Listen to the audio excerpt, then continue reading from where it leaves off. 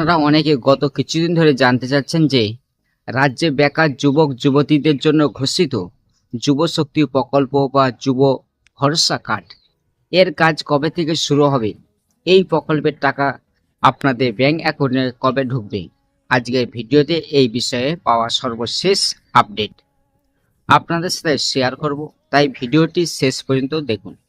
বর্তমানে রাজ্যে বিভিন্ন জায়গায় জনকল্যাণ শিবির চলছে, যেখানে বিভিন্ন সরকারি প্রকল্পে কাজ হচ্ছে, কিন্তু আমাদের অনেক বন্ধু বান্ধব সেখানে গিয়ে বারবার পেরেশানির মধ্যে হচ্ছে।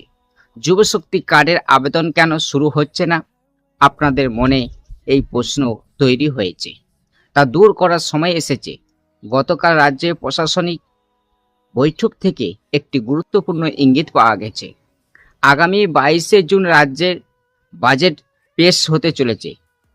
সূত্রের খবর অনুযায়ী এই রাজ্যের বাজেটে যুবশক্তি প্রকল্প ও যুবশক্তি ভরসা কার্ড এই বিষয়টি বিস্তারিতভাবে অন্তর্ভুক্ত করা হয়েছে। মুখ্যমন্ত্রী শুভেন্দু অধিকারী এবং সরকারের পক্ষ থেকে ইঙ্গিত দেওয়া হয়েছে যে এই বাজেটে প্রকল্পের রূপরেখা বাস্তবায়ন প্রক্রিয়াটি স্পষ্ট করা হবে। আপনাদের নিশ্চিত করতে চাই যে প্রকল্পটি বন্ধ হচ্ছে না, বরং বাজেটে এই জন্য প্রয়োজনীয় অর্থ বরাদ্দ নিয়মাবলী চূড়ান্ত করার কাজ চলছে।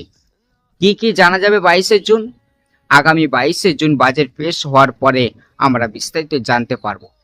কারা এই প্রকল্পের জন্য আবেদন করতে পারবে, তাদের শিক্ষাগত যোগ্যতা কতটা লাগবে, সে মাধ্যমিক পাস হতে হবে না উচ্চ মাধ্যমিক পাস হতে হবে না গ্র্যাজুয়েট পাস হতে হবে, আবেদনকারীদের বয়স সীমা কত হতে হবে, আবেদন প্রক্রিয়া কি অনলাইনে বা অফলাইনে করা যাবে, এই সমস্ত বিষয় নিয়ে আজ আমি আলোচনা করব।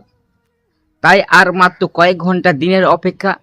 22শে জুন বাজেট পেশ হওয়ার পরে আমরা আপনাদের কাছে পুরো বিষয়টি বিস্তারিত তুলে ধরব।